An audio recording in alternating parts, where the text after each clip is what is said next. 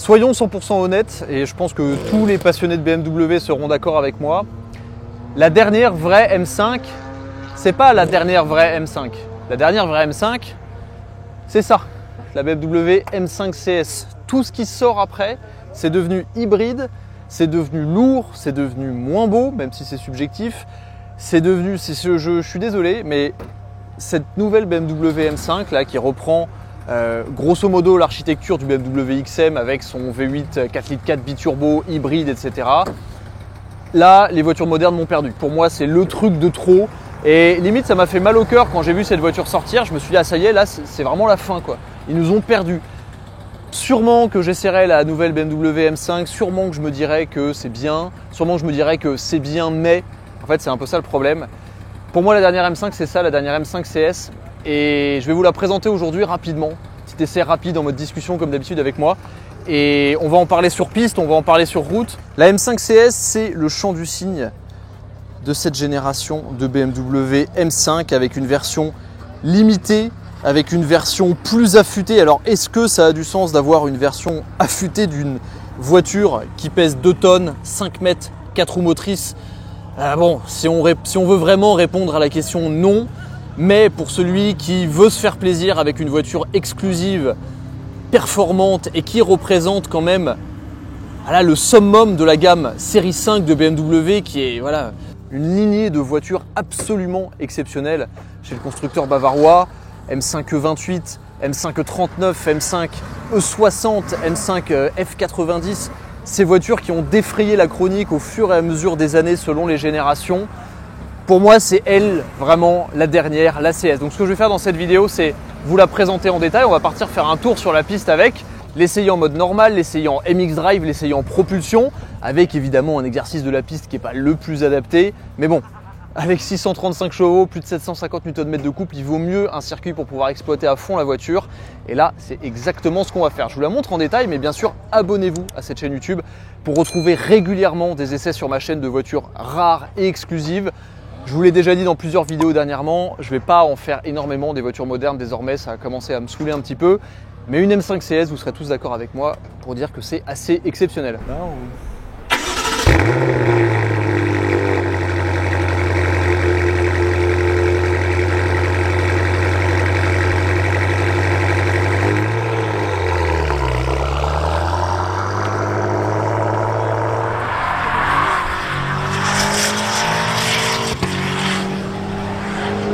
Vous serez peut-être aussi surpris que moi en voyant que cette voiture n'est pas verte. Il y avait effectivement plusieurs couleurs de lancement, la plus reconnue étant ce vert métallisé magnifique qui s'accorde parfaitement avec la calandre dorée bronze mat, ces jantes qui sont absolument superbes. La CS, c'est avant tout une voiture qui se veut plus aboutie, plus performante, mais surtout encore mieux à conduire. CS pour Club Sport, on retrouve cette dénomination avec les M3 CS, les M2 CS, les M4 CS bien sûr. C'est un peu le summum de ce qui se fait chez BMW juste avant la gamme GTS.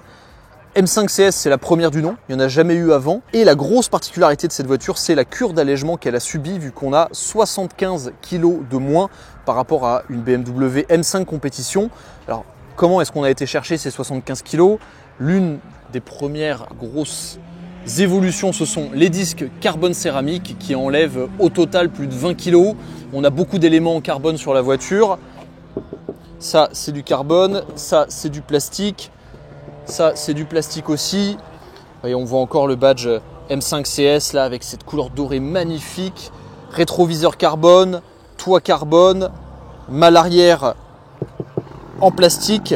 Énormément de choses à l'extérieur qui sont améliorées. Regardez un peu quand même le look de la voiture. Moi, j'adore les jantes dorées sur les voitures. C'est mon côté tuning. Et celle-ci, vraiment, je trouve que ça lui va extrêmement bien. On retrouve évidemment à l'arrière le badge M5 CS. Celle-ci a une ligne d'échappement FI Exhaust qui lui apporte quand même un certain caractère, mais ce qui lui apporte surtout du caractère, c'est ce qui a été fait au niveau de la baie moteur. Je vais vous montrer ça tout de suite, je vais évidemment vous présenter l'intérieur juste après. Hop, toujours 2 coups pour les BMW. Hop là, regardez ça, l'énorme V8 4 litres 4 biturbo avec ici tout le cache en carbone. Regardez l'inscription M5CS sous ce capot tout en fibre aussi magnifique. Et la particularité, je vous le disais, grosse admission e-Venturi des deux côtés. Et là, en termes de son, en termes de pchit, en termes d'aspiration d'air, ça apporte énormément de caractère moteur à la voiture. C'est absolument génial. C'est quand même un sacré moulin, un V8 4.4 litres biturbo, 635 chevaux, plus de 750 Nm de couple, 0 à 100 en 3 secondes grâce au système 4 roues motrices, plus de 300 km/h de vitesse de pointe. Bref, c'est assez monstrueux comme auto. Et vraiment, c'est une très belle présentation avec, sur cette voiture, si je dis pas de conneries, les turbos qui sont au milieu du V ici. Et l'intérieur, c'est là aussi la grosse particularité de la CS. Beaucoup d'éléments sportifs, beaucoup de touches d'Alcantara au niveau du volant notamment. Mais surtout, on a les sièges à coque carbone qu'on retrouve bien sûr dans les BMW M4, M3. Avec ici, vous le voyez sûrement, le dessin du Nürburgring, puisque cette voiture a été principalement développée sur la boucle nord, suppression du vide-poche qui est en dessous, badge CS ici sur la console centrale, carbone, et surtout, et ça c'est absolument génial, on retrouve les sièges baquets à l'arrière de la voiture. Ça c'est complètement dingue, c'est une stricte 4 places, il n'y a pas de possibilité d'avoir de 5e place. La coudoir centrale est supprimée, il y a marqué CS au milieu et on a ces baquets. Et bien sûr, on peut admirer les sièges à coque carbone qui sont absolument magnifiques. Les enfants, quand ils sont jeunes, ils veulent avoir des télés derrière. Moi, les miens, ils auront du carbone. Boîte de vitesse 8 rapports. Je me suis toujours demandé à quoi servait le repose cacahuète ici, là. C'est quand même assez amusant. Et j'aime bien ces intérieurs de BMW, je les préfère largement à la nouvelle grande dalle qu'ils ont installée désormais, qui fait vraiment iPad. Ciel de toit, évidemment, en Alcantara. C'est une voiture qui a une finition quand même sportive absolument superbe. Et ouais, j'avoue que j'aime énormément. Clim bizone, clé USB-C partout.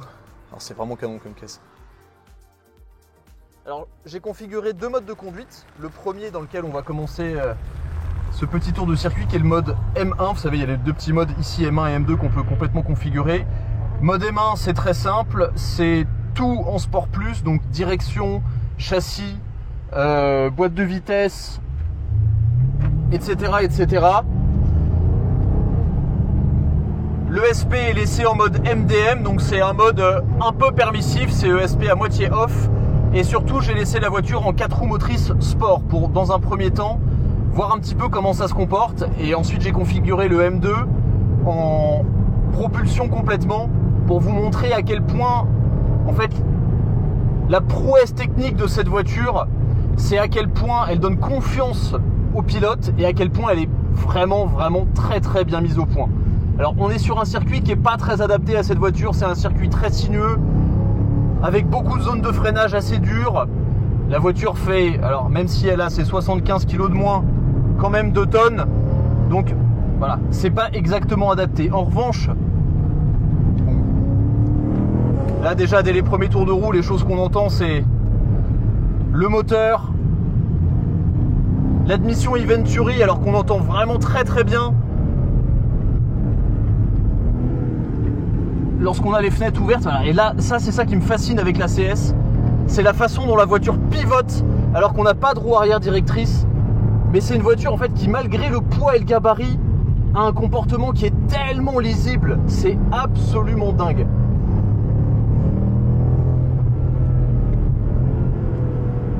Donc là je vais commencer avec un petit rythme tranquille, pas trop agressif.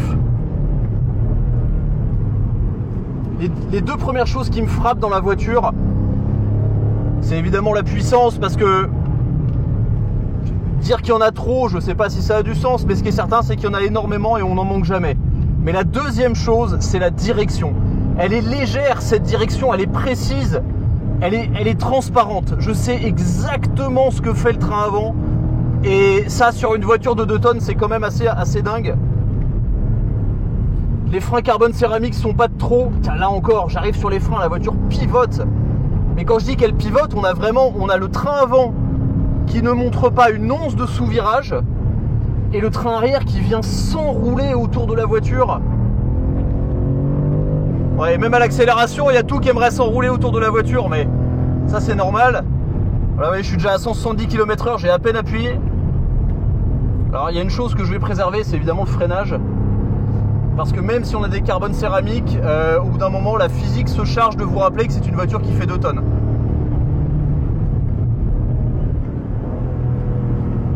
Beaucoup de stabilité. Et là, par exemple, ah, vous avez vu? Là, j'ai fait exprès de la faire pivoter comme ça. J'avais juste le pied sur les freins. Hop, merci monsieur. J'avais juste le pied sur les freins et l'arrière, on roule, c'est canon. Ça permet vraiment de laisser la voiture tourner dès qu'on est en sortie. Hop là. On peut remettre les gaz.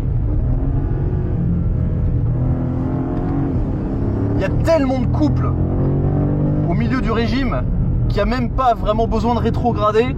Là, j'adore ici. Vous avez vu comment elle pivote? Je fais exprès là, mais... Et malgré le MX Drive, là je suis toujours en MX Drive, donc c'est 4 roues motrices typé propulsion. Allez hop, là on l'a fait repivoter sur les freins, l'arrière qui enroule. Oh, c'est génial. On a quand même vraiment cette tendance de propulsion. Et vu que j'ai les aides qui sont encore connectées, en fait la voiture va accepter un certain angle. Et dès qu'on le dépasse, hop, on a le train avant qui tire. Donc c'est vraiment typé pour l'efficacité. Et malgré le gabarit, alors il y a évidemment du roulis, mais tout est très sain. C'est ça qui est absolument dingue. Et là encore, hop, là, la voiture elle pivote. Et je peux remettre. C'est génial.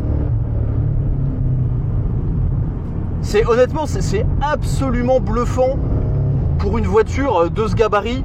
Et c'est là où la CS finalement est assez impressionnante. Alors, faire de la piste régulièrement avec une CS,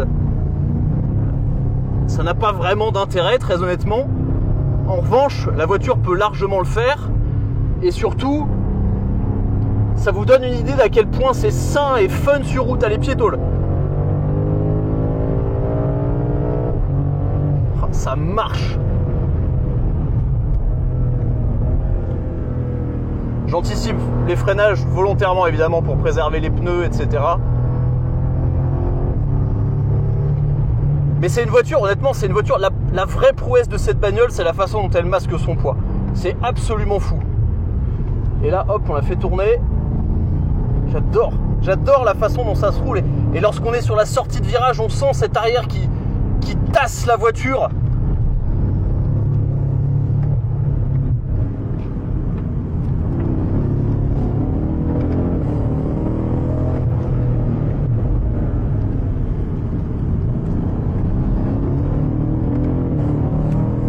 C'est une voiture qui est incroyablement lisible et qui permet vraiment de vraiment piloter de manière très safe. Et grâce à ces baquets carbone, on a une sensation parfaite voilà, de comment répond la voiture, de ce que fait le châssis. Hop là, on l'a fait pivoter tranquillement. Enfin, j'ai tout fait sur un micro angle de glisse. C'est absolument dingue.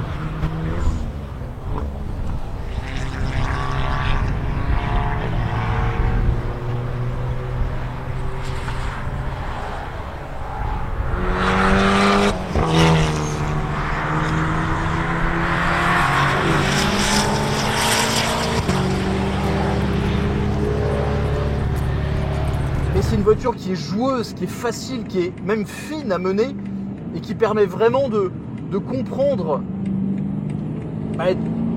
tout le plaisir qu'on peut avoir avec une voiture de sport très facilement. Et ça, juste ce comportement-là de voiture qui bouge, qui vit avec un rythme coulé dynamique, jamais vous l'avez avec une RS6 ou une 63. Le setup suspension de cette bagnole est absolument génial. Alors ce que je vous propose maintenant pour voir un peu ce que ça fait, parce que là j'étais en ESP à moitié off, c'est d'appuyer sur le bouton M2 que j'ai déjà paramétré en 100% propulsion. Hop là, M2 confirmé.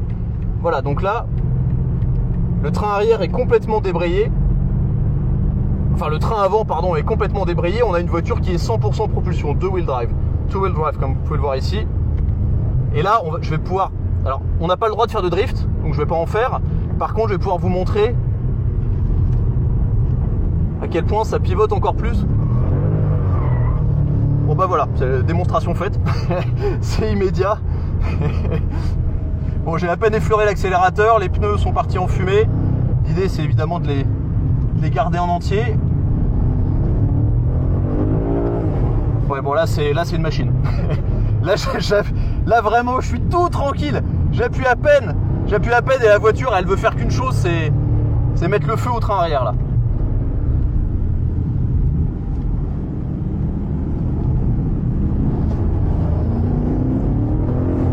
Je peux à peine accélérer. C'est là où on voit aussi l'efficacité du système MX Drive.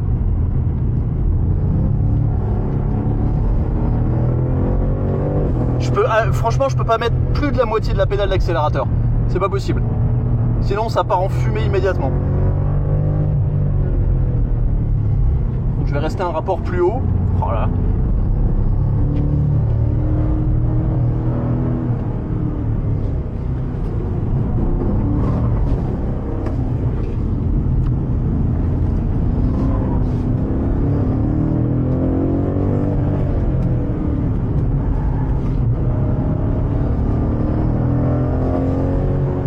La voiture c'est un animal absolu hein. Je rétrograde même pas parce que ça sert à rien. Hop là on vient sur les freins. J'essaie de la calmer parce qu'on n'a pas le droit de drifter mais oh putain c'est un animal la caisse. Allez un dernier petit tour comme ça et après on va se calmer.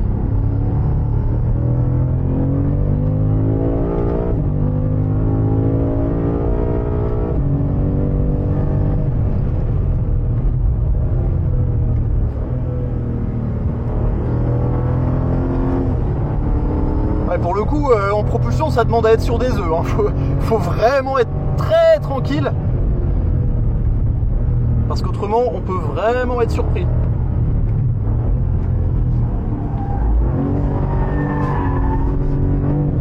Vraiment, je fais pas grand chose. Mais c'est fou, honnêtement, c'est dingue pour une voiture de sport. Enfin, pour une voiture de sport, non, je vais me redire ce que j'ai pas dit. C'est dingue pour une berline de pouvoir se comporter comme ça aussi sainement. La voiture, même si évidemment je sens que voilà, c'est pas non plus fait pour ça parce qu'il y a du poids. Oh putain. Ça reste tellement sain.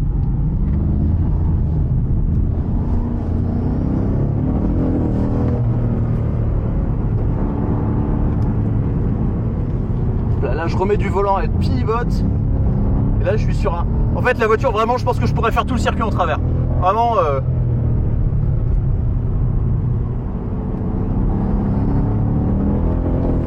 Oh là là qu'est-ce que ça pousse.